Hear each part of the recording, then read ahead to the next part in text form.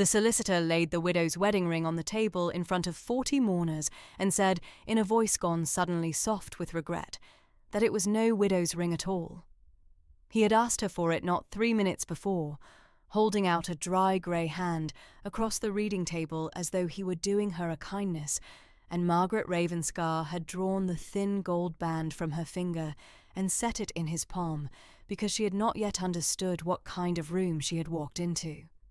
The band had sat on her hand for 6 years. There was a pale smooth groove, worn into the skin beneath it, a home a ring wears for itself over years, and the cold of the library air found that bare strip of finger at once. Ambrose Sleeth turned the ring once under the lamp. Then he set it down on the green cloth in the centre of the table, where every soul in the great oak library could see it, and he let his pince-nez drop to the end of its black ribbon, and he said that it grieved him beyond words to be the one to bring it to light, but that a search of the parish records at St. Cuthbert's had revealed no valid entry of marriage between the late Lord Alaric Ravenscar and the woman who had called herself his wife. The page was gone.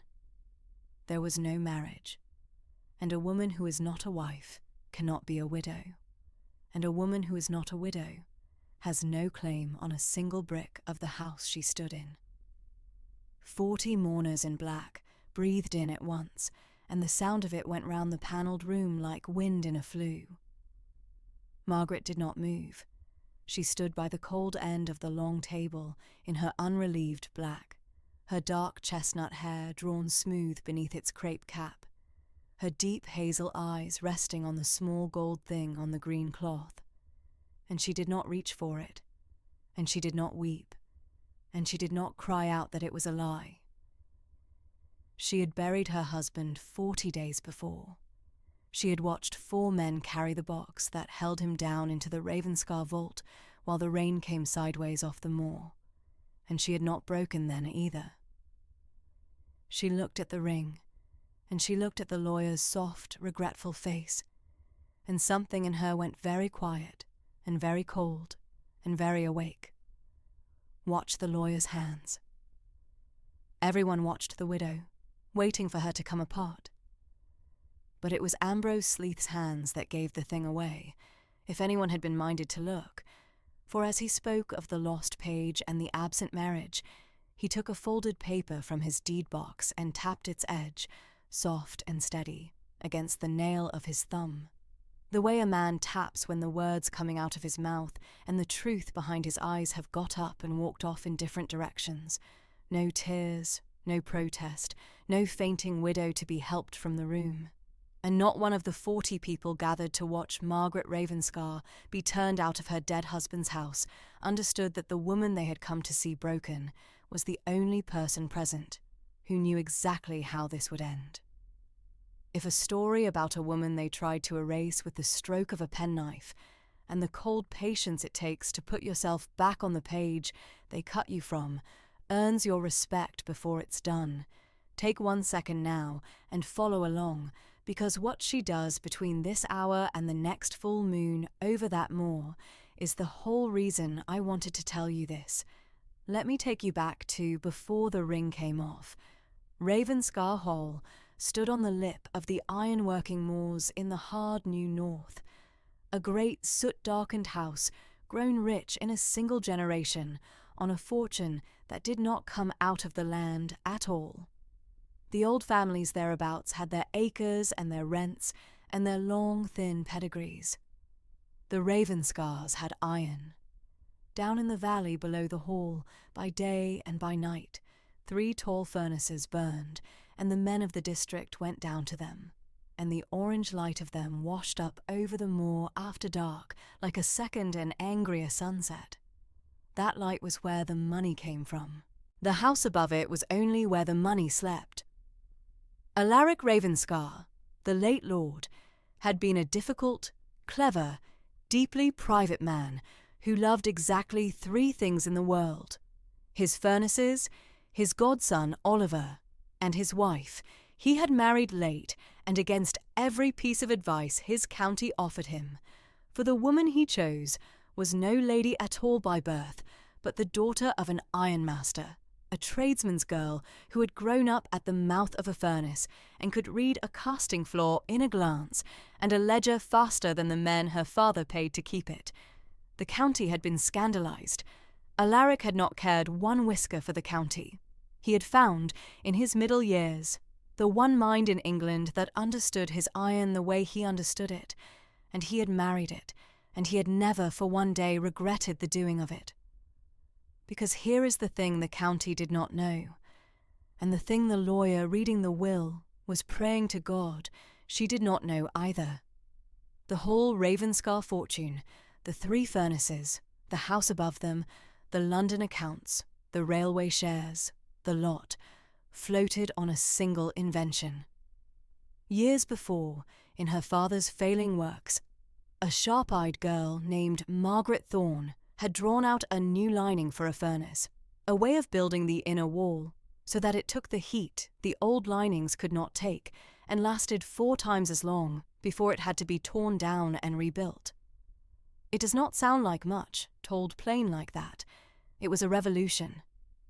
A furnace that did not have to cool and stop and be rebuilt every few months was a furnace that made iron while its rivals stood cold, and a works that owned that secret could undersell every other works in the kingdom and still grow fat. The girl's father, a careful man, even in his ruin, had taken the drawing to London and registered it as a patent. And he had registered it, at the girl's own quiet insistence, not in his name, but in hers. Margaret Thorne, spinster, of the parish of Coldgate, so that whatever became of him and his debts, the one good thing she had made would be hers, and could not be seized for what he owed. Her father died owing more than the works was worth, and the works went under the hammer, and Alaric Ravenscar bought the wreck of it for next to nothing, and found, going through the papers, that the priceless thing in the rubble, the furnace lining that would make his name, did not come with the works at all. It belonged to a girl, a spinster of Coldgate, sitting in a cold rented room with her father 3 weeks in the ground. He had gone to find her meaning to buy the patent off her. He had come away having proposed marriage instead, and not for the patent, though he told himself so at first, but because he had sat across a deal table from her for 2 hours and lost every point of it to a woman in a darned black dress who never once raised her voice. He licensed her process. He built his 3 furnaces on it. He grew rich enough to buy the whole moor. And the patent itself, the legal ownership of the thing the entire fortune stood on, he never asked her to sign over, and she never offered. It stayed exactly where her father had put it. In her name. Margaret Thorne. When she married him, she became Margaret Ravenscar in the eyes of the church and the world. But a patent does not care what a woman calls herself at the altar. The document in London still read, Margaret Thorne, spinster, and no clerk had ever crossed it out, because no one had ever told him to. Alaric knew his nephew. Lionel Crewe was his sister's boy, fair and anxious and weak in the particular way of men who have been raised to expect a fortune and given no means of their own to make one, extravagant when he had money, terrified when he hadn't, and steerable, endlessly steerable, by whoever stood closest with the firmest hand. Alaric had loved the boy after a fashion, and had not trusted him with the wax to seal a letter, and he had built the architecture of his estate around that cold, clear judgment. The land and the house would go to Lionel, because they must, because that is what blood and entail demanded. But the works, the patent, the heart of the thing, the engine that made the rest worth having, those he meant to leave to the only person alive who could keep them running and keep them honest. He meant to leave them to his wife.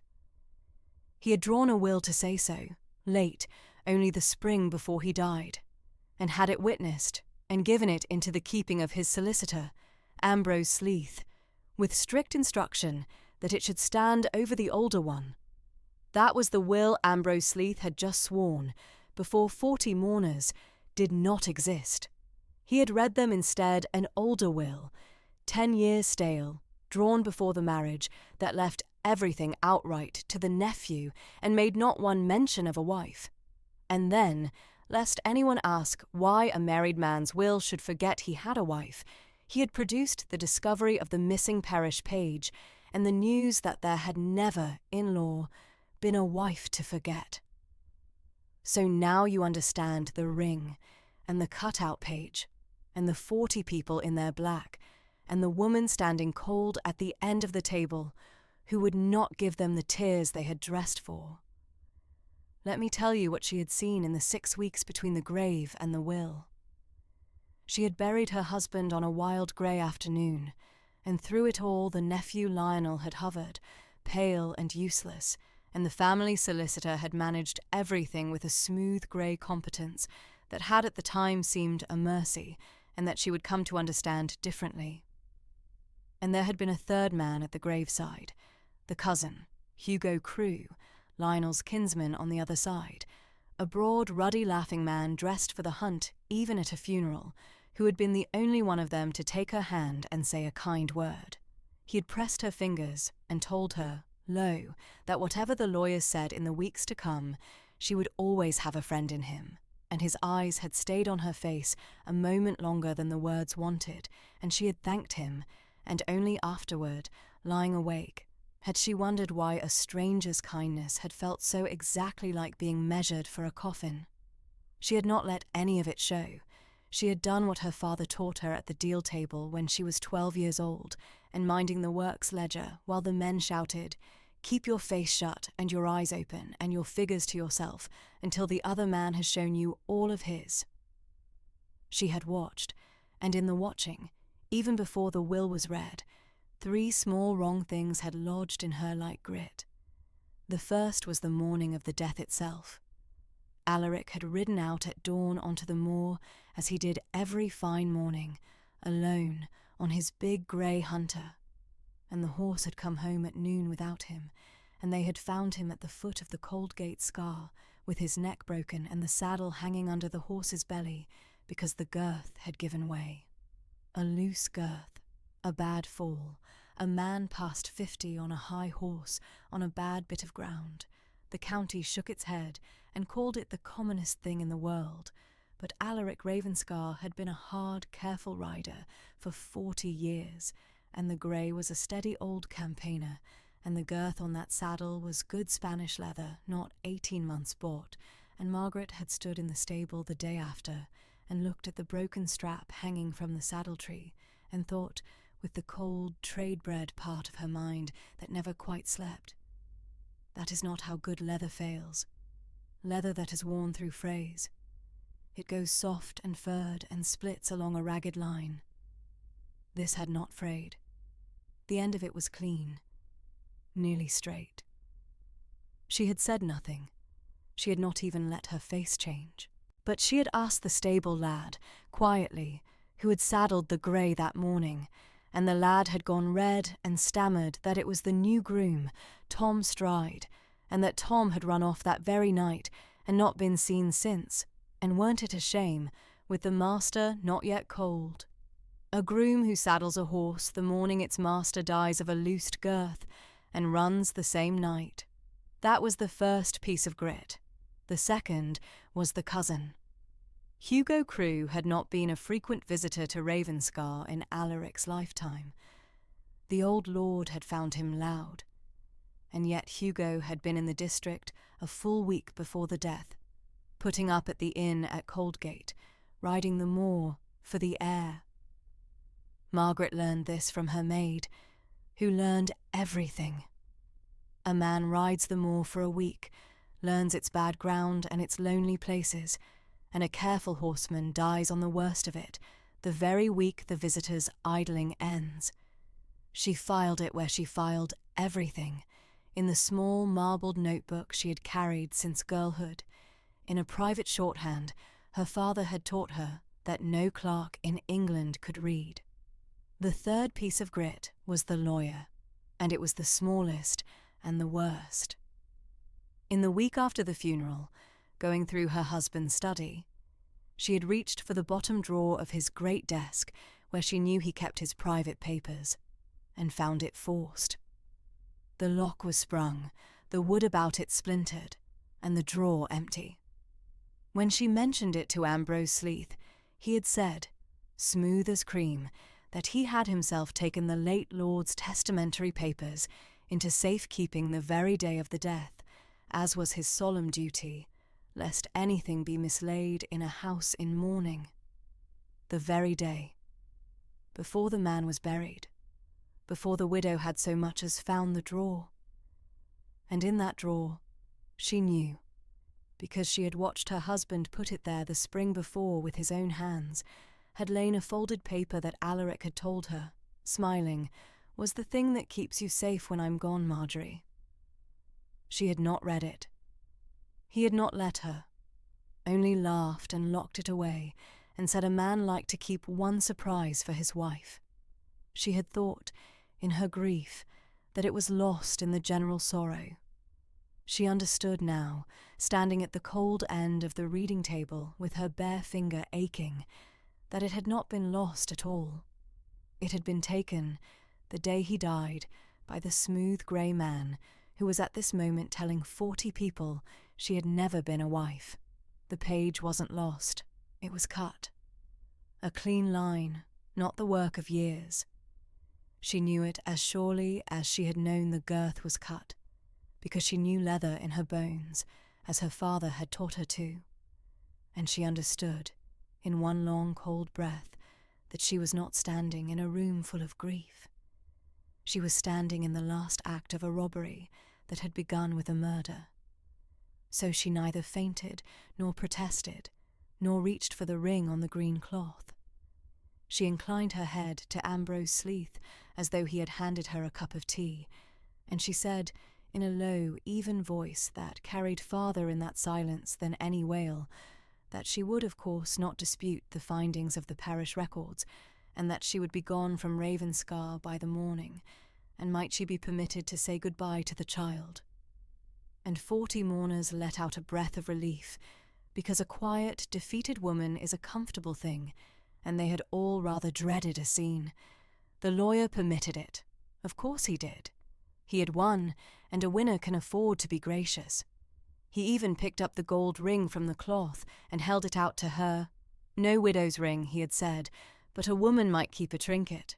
And Margaret looked at the small worn band in his dry grey palm and felt the whole engine of what was coming click into place inside her, and she said, very mild, that he might keep it, as a memento of his thoroughness.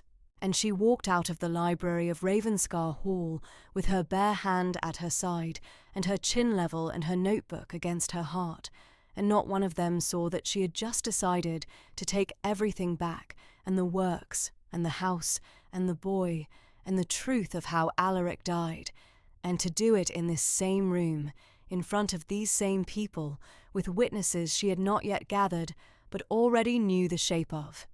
Here is how she did it. Below stairs at Ravenscar, there was one person worth 100 of the family above, and that was Nan Birdwhistle, who had been Margaret's maid since the marriage, and had a tongue on her like a rasp, and the loyalty of a yard dog. Nan was waiting in the cold corridor outside the library, and she fell into step beside her mistress, took one look at the bare right hand, and said that she'd heard it all through the door, every word, and that if she had her way, the grey lawyer would be wearing his deed box for a hat. Margaret did not slow her walk. She said only, low, that she needed Nan to do 3 things, and to do them without telling a living soul, even her, in any room that had a keyhole.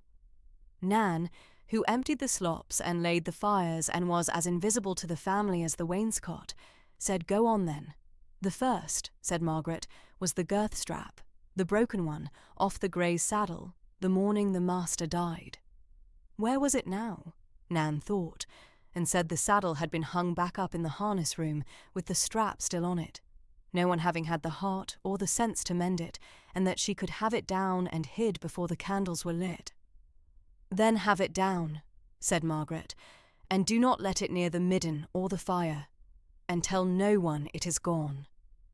The second thing was a letter, to be carried not by the hall's post, but by Nan's own brother, who drove the carrier's cart, to a man in the valley named Daniel Forsyth, chief engineer of the works, asking him to call on the widow before she left, on a matter of the patent, and to bring the works ledgers. The third thing was the hardest. Find Tom Stride, the groom who ran. He had family, grooms always did.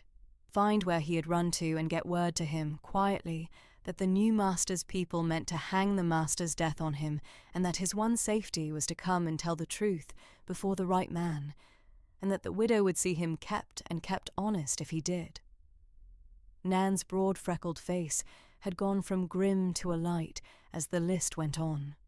She said, in her flat, dry way, that there wasn't a thing came or went in that house she couldn't lay her hand on, because they all forgot a servant had ears, and most of them forgot she had a nose and a memory too.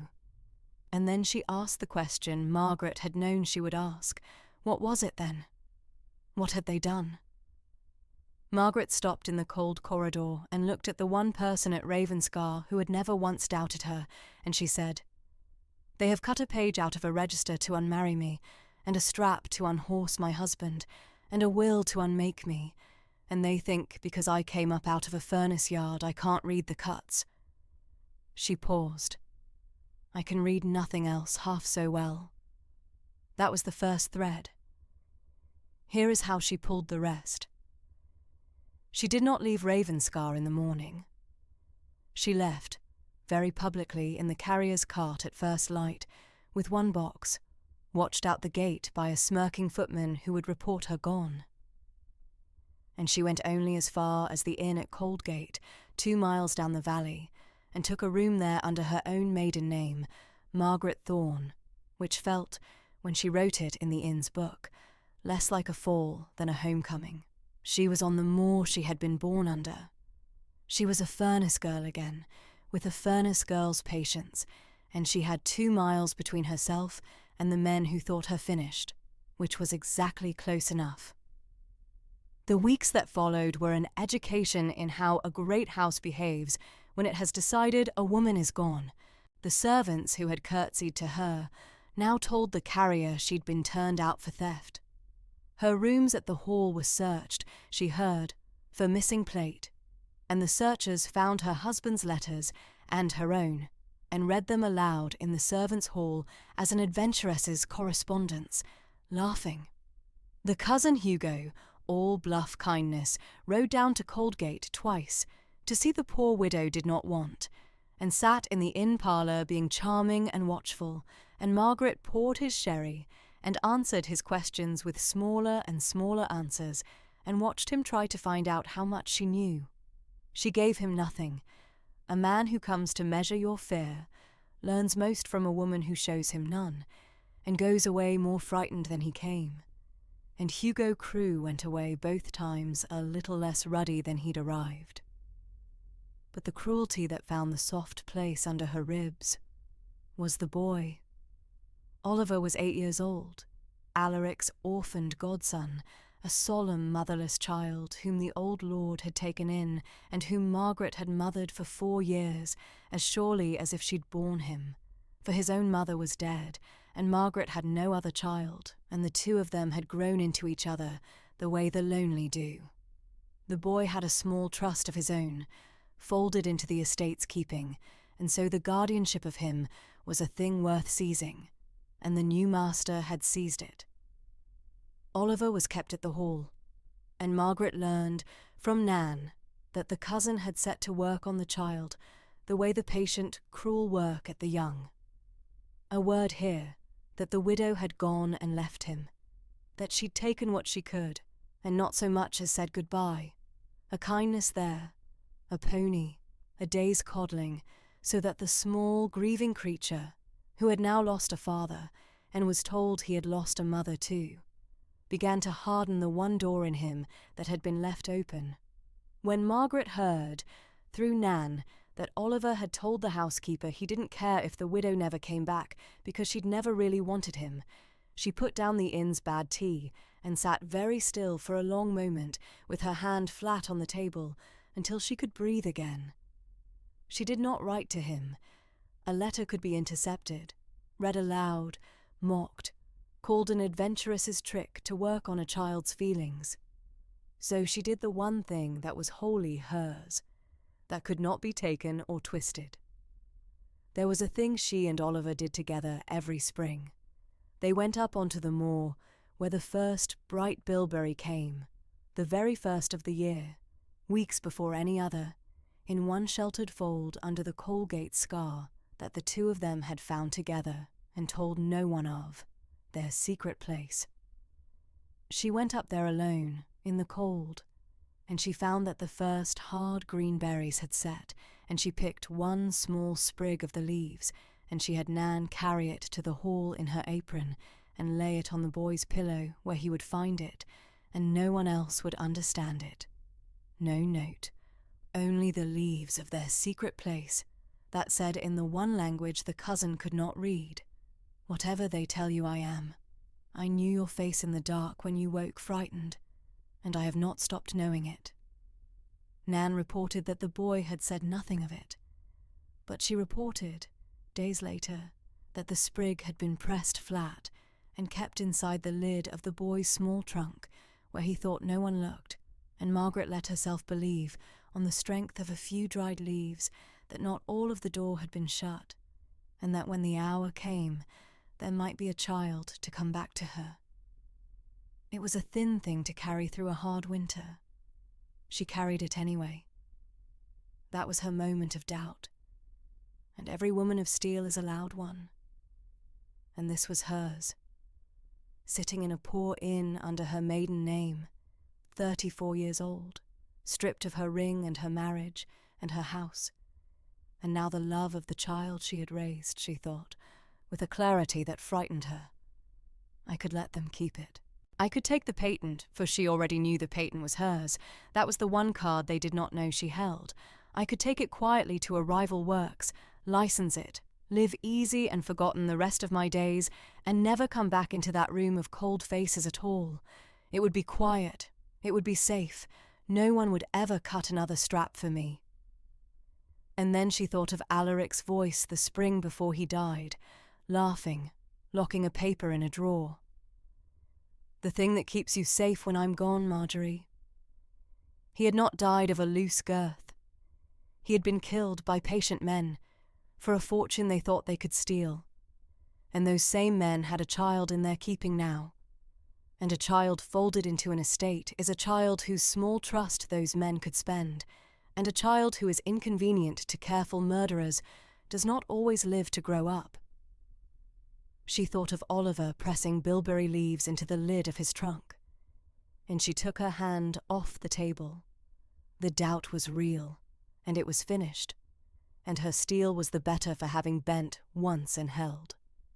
Daniel Forsyth came to the inn at Coldgate on a wet Tuesday with a worn leather case of drawings under his arm and a stub of pencil behind his ear, and he stood in the doorway of the parlour and looked at the widow in her black for a long moment, and the first thing he said was not condolence.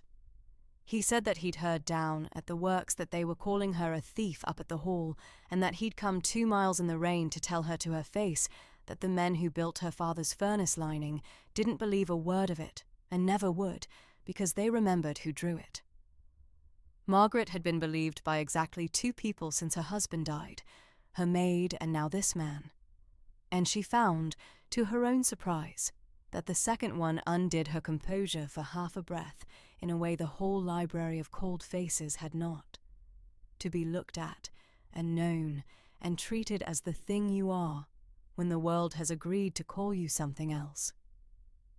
She gestured him to the fire and told him to sit before he dripped through the floor, and she got down to business because business was the one country where she had never once been lost. Daniel Forsyth had brought the works ledgers, and over them, across a bad inn table, the 2 of them laid the whole anatomy of the fortune bare. The Ravenscar works made its money on the lining. The lining was the patent. The patent was registered, in London in the name of Margaret Thorne, spinster of the parish of Coldgate, and had never been reassigned, never sold, never signed away, not at the marriage nor at any time since, Forsyth had checked the works copy of the license with his own eyes the day he heard she'd been turned out, suspecting, as engineers do, that the legal truth and the spoken truth had parted company. They had. Every furnace in the valley, every cart of iron, every shilling that had built Ravenscar Hall and dressed the cousin for the hunt, and paid the grey lawyer's fees, ran on a process that belonged to the woman they had just thrown out as a fraud. They had not stolen the fortune, they had only stolen the house above it, and called the owner of the fortune a thief, and turned her out the door, never dreaming that the engine in the cellar answered to her, and to no one else. She could have shut the furnaces with a letter. She did not. A letter shuts a thing quietly, in chambers, where it can be settled and hushed. She did not want it settled. She wanted it seen. There was one more piece of grit Forsyth handed her, and it was the keystone, the railway. A part of the Ravenscar money, a large part, came from shares in the new line being driven through the valley, and the line crossed Ravenscar land, and the company paid handsomely for the right-of-way. But Forsyth, who dealt with the railway men over the work's own sidings, had heard a strange thing, that the deed of conveyance granting the right-of-way over the home farm had been lost and re-executed the very year Sleeth came to manage the estate, and that the new deed named a small private company as the recipient of a slice of the railway's annual payment, a company the railway men joked was the lawyer's pocket, for no one had ever found out who truly owned it. Sleeth had forged a conveyance to bleed the estate of railway money for 10 years. It had nothing to do with the murder or the marriage. It was only the older, smaller, greedier crime underneath them, the rot that the bigger crimes had grown out of. A man who has been quietly robbing an estate for 10 years has a powerful reason to make sure the estate never passes to a clever wife who reads ledgers. He needs a master he can manage. He needs Lionel. And that, Margaret saw, sitting back from the table while the rain ran down the inn window, was the shape of all of it. Sleeth had robbed the estate for a decade through the forged railway deed. Alaric, late in his life, drawing his new will, leaving the works to a wife who read figures like scripture. Alaric had become the danger because a sharp wife in charge of the works would have found the leak inside a year. So Alaric had to die before the new will could be widely known, and the new will had to vanish, and the wife had to be unmade so completely that no one would ever let her near a ledger again. The murder, the cut page, the false will, the branding of her as an imposter. These were not 4 crimes. They were one crime, with one author, defending one older theft. She asked Forsyth, level, how a man like Sleeth held the nephew so fast, for she had seen Lionel flinch from the lawyer at the will reading like a dog from a raised hand, and a man does not flinch from his own solicitor. Forsyth said he could not say for certain, but that the talk at the works was that young Mr. Crewe had got himself into bad money in town before ever he came north, gaming debts, a bad set, and that the grey lawyer had helped him out of it, and that a man helped out of debt by Ambrose Sleeth was a man Ambrose Sleeth owned thereafter. Margaret wrote that in her notebook in her father's shorthand and underlined nothing, because she had learned that evidence which shouts as evidence men distrust.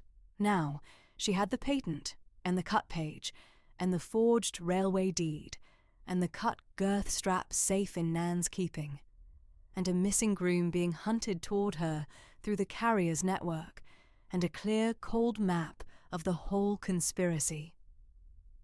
She had everything but the one thing that turns evidence into a verdict, a room and an hour, and witnesses who could not be bought. The men who had robbed her built her that room themselves, thinking it was theirs. for there was to be a great formal occasion at Ravenscar within the month, the signing over of the estate to Lionel Crewe before the world. The county would gather, the bankers who held the Ravenscar accounts, the magistrate, the bishop who had buried the old lord. And because a sudden death of a wealthy man is never quite tidy and the talk would not lie down, the coroner himself, to put his official seal at last upon the verdict of accidental death and let everyone stop whispering. The whole apparatus of the law and the county assembled in one oak room to make Lionel Crewe the master and close the books on Alaric Ravenscar forever. Every person Margaret needed, in one room, on a date the villains had chosen, she let them. She spent the weeks before that day the way her father had taught her to spend the days before a hard sale, gathering her witnesses and saying nothing.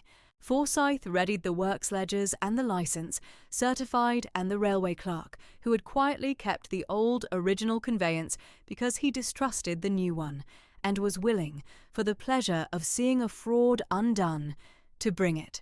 The London Patent Office sent, for a fee and a sworn request, a certified extract of the register. Margaret Thorne, spinster, sole proprietor, the date plain, years before any marriage, and from a careful examination of the cut register page at St. Cuthbert's. For Margaret had gone to the church herself on a quiet weekday, and asked the old verger as a grieving widow might to see where her marriage was recorded, and had been shown the book with its clean knife line where a leaf had been lifted out. She had what she needed there too. The stubs of the cut leaf still in the binding, and on the facing page, untouched, the bleed-through ghost of the ink from the vanished entry. Her own name and Alaric's pressed faint into the paper beneath that no knife had reached, and 4 days before the signing, the last thread found her rather than she it. Nan came up the inn stairs 2 at a time, white about the mouth, and said the groom was found. Tom Stride had run all the way to his sister's place beyond the moor and gone to ground there in terror, sure he'd swing for the master's death, and Nan's brother had carried him the widow's message, and the boy had wept with relief to hear that someone believed him. And he would come. He would come and stand up and swear it, for he had saddled the grey that dawn with his own 2 hands, and the girth had been sound, good Spanish leather, buckled tight. He'd checked it twice, for he was new and frightened of doing wrong, and he had led the horse to the mounting block and seen the master up and away over the moor whole and well. And then, an hour later, a man had come to him in the harness room, a hearty, red-faced gentleman with a riding crop and a friendly word and a sovereign, who said he'd a mind to look over the master's tack for a wager about saddlery, and who'd sent Tom off on an errand to the far paddock. And when Tom came back, the gentleman was gone, and the spare saddle was hanging a little crooked, and Tom had thought nothing of it until noon, when the grey came home with a cut strap and a dead man behind it, and Tom Stride, 18 years old and new and friendless, had understood in one sick heartbeat exactly what he had been made part of, and had run. He could name the man. A broad, ruddy, laughing gentleman in a hunting coat, with a riding crop, who gave him a sovereign and sent him away. He had not known the name then. He knew it now. Now she had everything. The patent, the cut register page and its ghost of ink, the forged railway deed and the honest clerk, the cut girth strap and the groom who would name the hand that cut it. And she still had not laid eyes on the one paper she most wanted, the genuine later will, the thing Alaric locked away laughing, that Sleeth had stolen from the drawer the day of the death, and surely burned by now. That one she would have to do without, she thought. 3 crimes proven, and a 4th she could not. It would be enough. It would have to be. And then, the night before the signing, Nan brought her the will. For Sleeth, it turned out, was a careful man, and careful men do not destroy a thing that might one day be useful to them. A later will, kept secret, is a leash on a nephew, as surely as a forged debt is. a thing to wave if Lionel ever grew a spine and balked. He had not burned it. He had kept it in the green japanned deed box he carried everywhere. And the deed box had come up to Ravenscar ahead of the great day, and been left in the steward's room overnight, and Nan Birdwhistle, who had a key to every lock at Ravenscar because she had been 40 years among its keys, had opened it in the dark, with her heart going like a hammer, and found, folded under the false old will, the true new one, signed by Alaric in his own bold hand, witnessed, dated the spring before he died, leaving the works and the patent and the guardianship of his godson Oliver to his beloved wife Margaret, and naming her his executrix. She had not dared take it, for a missing will would warn them. She had done better. She had copied it, every word, in her own laborious hand by a guttering candle, and noted exactly where in the box it lay, and locked the box again, and left the original sleeping where it was. Bait, now, in a trap the lawyer had baited for himself. Margaret read Nan's shaking copy 3 times by the inn's poor light, her husband's words, his care for her, set down in law, the thing that was meant to keep her safe, alive after all, sleeping in the enemy's own box not a mile away. And she did not weep over it, though she came nearer then than she had at the grave, because weeping was for after, and she had a morning's work to do, that would need her dry. The day of the signing came hard and bright, a wind off the moor and the furnaces glowing sullen in the valley under a thin, cold sun. Ravenscar Hall, filled with the county in its blacks and bottle greens, and the great oak library was set out for the occasion. The long table, the green cloth, the deeds laid ready, the pens uncapped. The bankers sat in a row, the bishop sat near the fire. The magistrate, a square, honest old man named Pell, who had been Alaric's friend and had liked him, sat with his hands on his stick, looking as though he wished the whole sad business done. And the coroner, a precise, dry official with a folder of papers, sat ready to set his seal on accidental death and let the dead lord rest.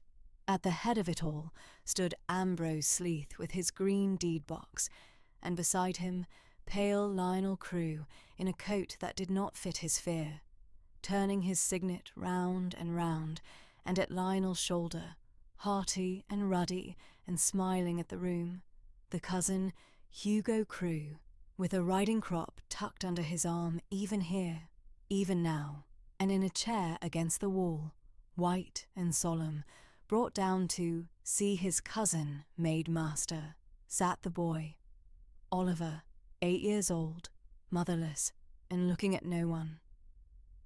They were halfway through the formal recital, Sleeth reading out the schedule of the estate in his soft grey voice, the bankers nodding, the pen waiting for Lionel's hand, when the great library doors opened and the widow walked in. She had worn her black, but she had taken off the crepe widow's cap, and her dark chestnut hair was drawn smooth and bare, and she came up the centre of the room at an unhurried pace, and on her right hand, plain for the room to see, she had put back the thin gold wedding band, the ring they had told her was no widow's ring.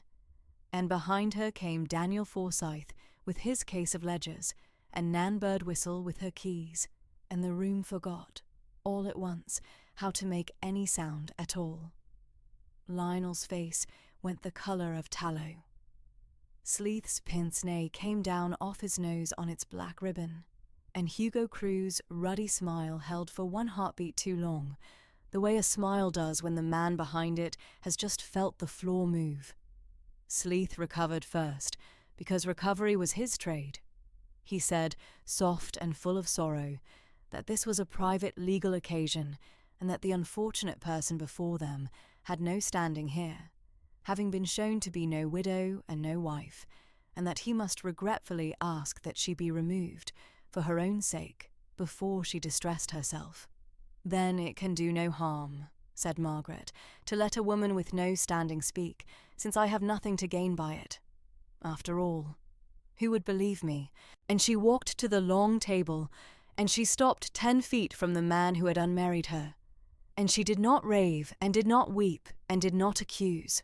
She turned instead to the row of bankers, and she said, in the dry, even voice of a woman conducting ordinary business, that before any gentleman present signed any paper transferring the Ravenscar works, he might wish to be certain the works were the estate's to transfer. She was told they were. She inclined her head.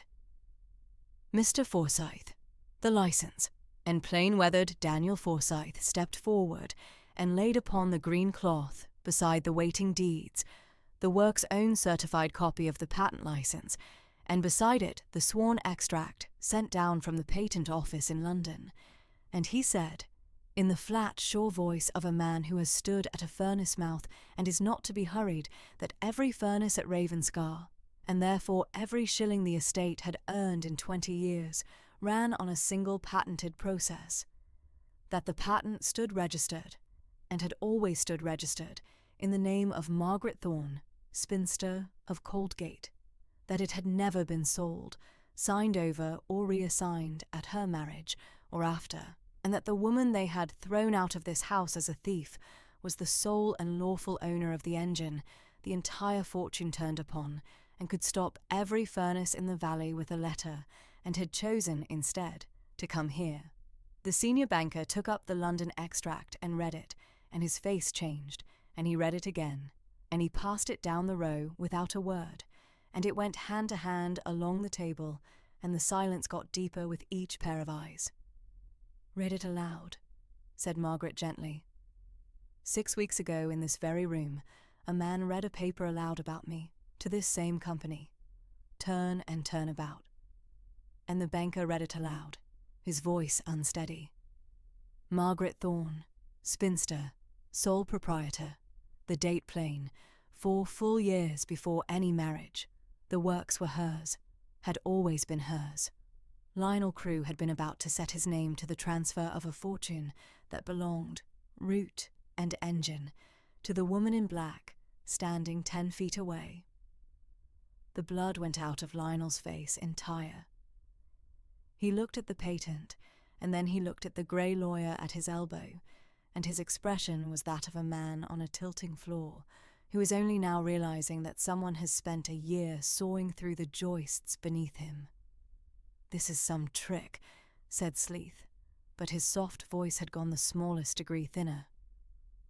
"A patent in a maiden name proves only that the late lord, in his generosity, allowed his wife the pretty fiction of owning what was in truth his. It changes nothing of the will. The estate passes by the will, and the will makes no mention of any wife, for as we have established, there was no wife." "Ah," said Margaret. "The will. Yes. Let us speak of the will." She did not raise her voice. She said only that Mr. Sleeth had read this company an old will, drawn 10 years gone, before the marriage, and that she had reason to believe a later will existed, drawn the spring before Lord Alaric died, witnessed, leaving the works and the guardianship of the child to his wife, and that Mr. Sleeth had sworn at the reading that no such will had ever been made. She wondered whether he would care to swear it again, now, before the magistrate and the coroner, on his honour as an officer of the law. Sleeth's hand had found the folded paper in his pocket and was tapping it, soft and steady, against his thumbnail. He said there was no such will. He said it plainly and looked her in the eye while he said it, because he was a brave liar, the bravest kind, the kind that has grown rich on it. "Then you will not object," said Margaret, "to opening your deed box." A long stillness. The magistrate Pell shifted in his chair and said, in his slow old voice, that it seemed a small enough thing, Sleeth, to settle the matter, and that he for one would be glad to see the box opened and the lady's notion put to rest, and the coroner murmured agreement.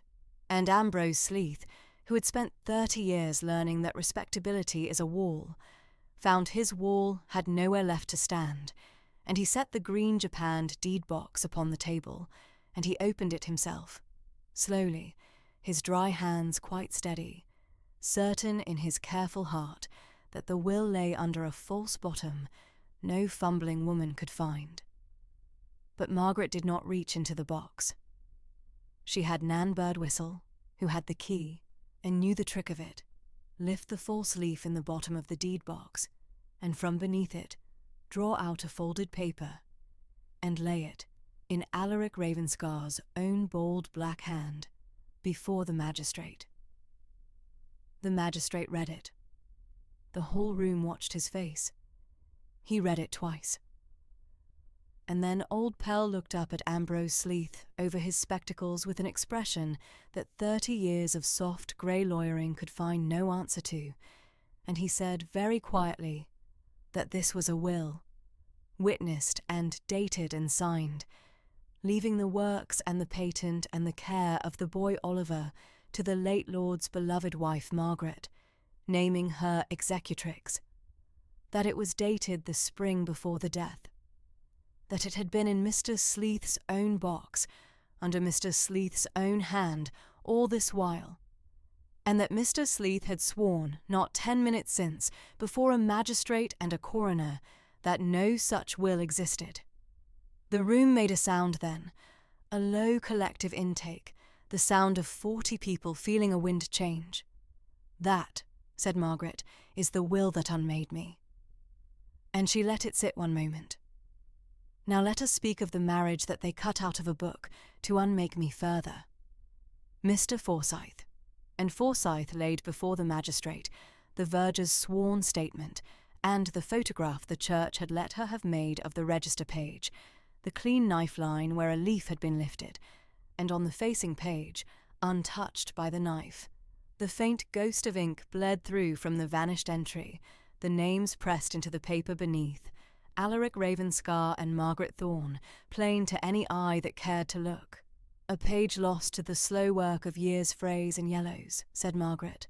"A page cut with a knife last winter leaves a clean white edge and forgets that ink soaks through to the leaf beneath. The marriage was real, it was registered, and it was cut out of the book by a hand that wanted me unmarried in the same season that hand wanted me ruined." She turned, then, to Sleeth, and her voice did not change, and that was the most frightening thing in the room. "You cut a page from a register," she said, "and forged a railway deed to bleed this estate for 10 years, and held my husband's nephew by a debt you bought, and read a false will over a true one. Those are crimes a man may be jailed for, and you will be. But they are not the worst thing done in this house. The worst thing is why my husband had to die before that true will could be known." The coroner sat up very straight. "And now," said Margaret, "the deeper turn, the one that no inheritance could pay for. She did not have the cousin dragged forward. She did something colder. She simply asked the room to consider a horse. 'My husband,' she said, 'rode the moor every fine morning for 40 years and never came off. He died of a girth that gave way. The county called it an accident, because good leather wears through, and old men fall, and that is the commonest tale in the world. But I am an ironmaster's daughter, gentlemen, and I have handled leather and iron and every made thing all my life, and I will tell you the difference between leather that is worn and leather that has been cut, because it is the same difference as between a thing that fails and a thing that is killed. Mr. Forsyth, the strap." And Daniel Forsyth lifted on to the green cloth, before the coroner and the magistrate and the bishop and the whole pale county, the broken girth strap off the grey hunter's saddle, kept these 6 weeks unmended in Nan Birdwhistle's hiding, and he held it so the cold window light fell along its broken end. "Worn leather," he said, "frays. It furs and softens and splits along a ragged line, and you can see the wear creeping for inches back. This strap is sound and supple for its whole length, but for the very end, and the end is not frayed. It is cut. One clean slice, 3/4 through, and the last quarter torn, where the weight of a man finished what a blade began." He set it down. Any saddler in the county will swear to it. This girth did not give way under Lord Alaric. It was made to give way by a knife, After the horse was saddled, the coroner was on his feet. The magistrate's old face had gone to stone. "And who," said the bishop half to himself, "would cut a strap?" "A man who came to the harness room that morning," said Margaret, after a frightened young groom had saddled the grey sound and tight with his own 2 hands and checked it twice. "A hearty gentleman with a riding crop and a sovereign and a friendly word, who sent the boy off to the far paddock on an errand and was alone with the master's tack, and who was gone when the boy came back with a spare saddle hanging crooked. The groom did not understand what he had been made part of until the horse came home at noon with a dead man and a cut strap. Then he understood, and he was 18 and friendless and certain he would hang for it. And so he ran. He has stopped running. He is here." He saw the man's face. Tom Stride. And the great library doors opened a second time, and the runaway groom came in, thin, pale, terrified, holding his cap in both hands, and he came up the room with the coroner watching and the magistrate watching and 40 of the county watching, and Margaret asked him, gently, only to tell what he had told her, and to look about the room as he told it and say, if he saw him, the man who had come to the harness room that morning. And Tom Stride told it, in a shaking voice that steadied as he went, because the truth steadies a man. The saddling and the checking and the sound tight girth and the leading out and the master up and away, Hall over the moor. And then the gentleman, ruddy and broad and laughing, with the riding crop and the sovereign and the errand to the far paddock, and the boy turned, white, and lifted one thin hand and pointed it straight down the room at Hugo Crewe. "That's him," said Tom Stride. "That's the man." Hugo Crewe's ruddy smile, which had held through everything, through the patent and the will and the cut strap, went out at last, all at once, like a snuffed candle, because it had never been warmth, only a mask, and there is no use for a mask that has been seen behind. He moved, smooth and quick for so large a man, toward the doors, and found the magistrate's constable, who had come in quiet behind the groom, standing flat in front of them, and the magistrate's old voice filling the room like iron. "You will remain, sir. You will all remain." And old Pelrose, and named them. Ambrose Sleeth, on charges of forgery, of conspiracy, and of being accessory before the fact to murder. Hugo Crewe, for the wilful murder of Alaric Ravenscar. And the doors of Ravenscar are held, and no man leaves this house tonight but in my custody. The bishop had gone the colour of his own linen. The bankers sat frozen over the deeds they had so nearly signed. And the coroner, very quietly, said that he would not after all be setting his seal upon a verdict of accidental death, and that he would be reopening the inquest into the death of Lord Alaric Ravenscar in the morning, and that he begged the company's pardon for having so nearly let a murdered man lie. That should have been the end of it. The fortune restored, the fraud undone, the murder named, the villains taken. But there was one more person in that room, and he was the hardest, and he belonged to Margaret alone. Lionel. He had sunk into a chair while the constable bound the cousin's wrists, and he sat there pale and small in his too large coat, and he was weeping, not prettily, the ugly choked way of a man who has just understood the size of what he was part of, for he had stripped his uncle's widow before the county. He had let her be called a thief, taken her house, taken the boy, signed nothing yet only because she had walked in before the pen reached the paper. He had been, in every visible way, her enemy. And he had also, Margaret knew now, been a hostage. She had wondered, those weeks at the inn, why he flinched from his own lawyer. Now she understood it whole. She crossed to where he sat and stood over him, and she said, low, that she knew about the debt. The bad money in town, the gaming set, the ruin he had been facing when Ambrose Sleeth so kindly stepped in and paid it off, and the note, the forged note in Lionel's own hand for a sum he had never borrowed, that Sleeth had made and kept, so that the day Lionel ever balked or grew a conscience or asked one question too many, the lawyer could produce it and brand him a forger and a felon and ruin him past saving. That was the leash. Lionel had not turned his uncle's widow out because he was wicked. He had done it because a grey man had his life in a green box and would crush it the day he disobeyed. Lionel looked up at her, and his face was a child's. "I let them," he said. "I called you a thief. I took the boy from you. You walked in here a minute before I'd have signed it all away, and even now—" He stopped, and the question came out of him like something torn. "Even now you could hang me with the rest. I signed nothing because you stopped me, but I meant to. I meant to sign. Why are you telling me about the note? You could let me go down with them." It was the question of a man who could not imagine being spared without a price, because he had never once spared anyone himself. Margaret was quiet a long moment, and then she did the thing that turned the whole day on its hinge. She had Nan bring out from the deed box the last paper in it, the forged note in Lionel's hand for the sum he had never borrowed, the leash itself that Nan had found folded beneath the false bottom alongside the will. Margaret took it, and she held it up so the boy could see what it was, and she watched the recognition and the terror cross his face. "This," she said, "is the rope they kept about your neck.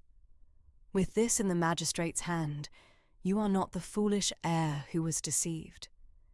You are a forger, and you go down with them, and the name of Ravenscar dies in a felon's cell, and the works and the house and the boy come to me free and clear, with no crew left living to dispute a hair of it."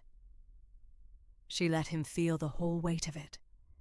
She let the man who had stripped the ring from her standing understand that she held, in one folded paper, the power to end not only his fortune, but his name and his liberty and his life, and to do it lawfully, justly, with the magistrate 10 feet away and the constable already in the room.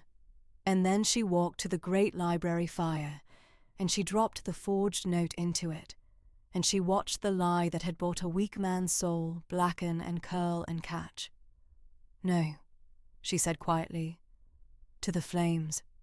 I think not." Lionel made a sound. Across the room, old Pell, who had seen many things, took off his spectacles. "Your uncle," said Margaret, turning back, "did not leave you the works because he knew you could not run them. But he did not hate you.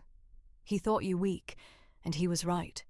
And weakness is not the same sin as wickedness, though wicked men make great use of it. The men who used you are going to jail, and one of them to the rope, and you are going to live and be Lord Ravenscar of the house and the land, because the house and the land are yours by the will, and I have no wish to take from you what your uncle meant you to have." Her hazel eyes did not soften. "But understand me. You are Lord Ravenscar because I have this hour decided you may be, with the only proof against you turned to ash behind me. The works are mine, and the patent is mine, and they answer to me until I die. And you will spend the years between now and then becoming a man your uncle would not have had to leave a guard against. You will start by going to that child." She nodded toward the chair where Oliver sat, white and enormous-eyed, and telling him the truth of who left him and who came back. "And you will spend a long time earning the right to sit at the head of a table I let you keep." She crossed the room, then to the boy, and she knelt down in her black before the chair so that her steady face was level with his small, frightened one, and she said nothing clever, nothing grown up. She only reached into the bodice of her gown and brought out a folded scrap and opened it, and there were the dried bilberry leaves from their secret fold under the cold gate scar, the ones she had sent, and he had pressed into the lid of his trunk, and she had quietly had Nan retrieve. She laid them in his small palm. "I never left you," she said. "They told you I did, because the truth was in the way of what they wanted. But I have been 2 miles off this whole winter, on our moor, and I came up to our place in the cold, and the first berries had set, just like always. I came back for the works, and for your uncle's good name. But I would have come back over that moor on my hands through the snow for you, and only you, and you may believe the leaves, even if you cannot yet believe me." The boy looked at the leaves a long moment, and then he came off the chair and into her arms with the whole weight of a child who has been holding himself stone still for 6 weeks, and he wept into her black shoulder. And Margaret Ravenscar, who had not wept at the grave, nor at the will, nor at the will reading, nor at any cold hour of that long winter, knelt on the floor of the library where they had unmarried her, and held the one thing they could not take, and let her own tears come at last, silent, into the boy's hair, where the county could not see, and would not have mattered if it had. A grand house, her father used to say at the furnace mouth, is only ever as warm as the smallest fire kept burning in it. She had carried one small fire through the whole cold winter, 2 miles off, banked and hidden. She brought it home that day. The constables took Ambrose Sleeth and Hugo Crewe out through the great doors into the failing light, the lawyer grey and silent, and already you could see, composing his defence behind his pince-nez, the cousin loud now and frightened, the riding crop gone from under his arm. Sleeth was tried at the spring assizes for forgery and conspiracy, and as accessory to murder, and the forged railway deed, and the cut register page, and his own stolen will damned him out of his own green box, and he was given the long sentence that ruins a respectable man, past any patching, and the small private company that had been the lawyer's pocket was wound up, and its 10 years of stolen railway money restored to the estate to the last shilling. Hugo Crewe was tried for the wilful murder of Alaric Ravenscar, and Tom Stride stood up in the witness box and named him as he had named him in the library, steady now, and the cut strap was passed among the jury, and the verdict was not long in coming, and the cousin who had ridden the moor a week to learn its bad ground met the only end the law had for a man who had used that knowledge to kill. The coroner's reopened inquest set the record straight, and Alaric Ravenscar, who had been buried under the lie of an accident, lay at last under the truth. Tom Stride did not hang and did not run again. Margaret kept her word and kept him, and made him head groom of Ravenscar before he was 20. And he served the house faithfully 40 years, and told the story of the cut strap to his own apprentices until he was an old man. And the works ran on. They ran better than they ever had. For the woman who owned the patent now sat over the ledgers herself 3 days a week with Daniel Forsyth at her side, and the leek Sleeth had cut into the estate was stopped, and the furnaces in the valley burned steady, and the orange light of them washed up over the moor after dark, and the district said the new mistress understood iron better than any master they'd had, which was the highest thing that district knew how to say, and the truest. They were not a romance, those two, the widow and the engineer. Not for a long while, and neither of them would have used the word. He came up to the hall on works business through that first hard year, each time with a thicker folder and a drier word, and each time he stayed an hour past what the business needed, and Nan Birdwhistle, watching from her mending, drew her own conclusions and kept them, for once, to herself. He had known her when she was Margaret Thorne, and a name on a patent, and the cleverest hand at a furnace he had ever stood beside. He had ridden 2 miles in the rain to call her honest when the whole hall called her a thief, and one ordinary grey afternoon a year on, in the panelled library where it had all been done to her, with the fire low and Nan pretending to mend a curtain, he would take the pencil from behind his ear and turn it over in his burn-scarred fingers, and say plainly that he had come the once for the principle of the thing, and would gladly come every day of his life for the woman, if she'd have a plain man who knew her iron and her worth. And Margaret, who had buried one good man and not looked to be offered another, would consider him a long, dry, level moment, and say that she supposed an engineer who'd walked through filthy weather to defend a furnace girl had earned a hearing, and that would be the whole of it, and it would be enough, because neither of them had ever needed a thing dressed up to know it was true. But that was later. That evening, the candles burned down in the great library of Ravenscar, the abandoned deeds still on the long table, the pens dry. The villains had gone out into the dark, and the law had them. Oliver slept at last in his own bed, with the bilberry leaves under his pillow, and the door open between his room and hers. Lionel Crewe sat up alone by a low fire, a lord with a name he had been given back on the condition that he grow into it, beginning the long work of deserving the table he was allowed to keep.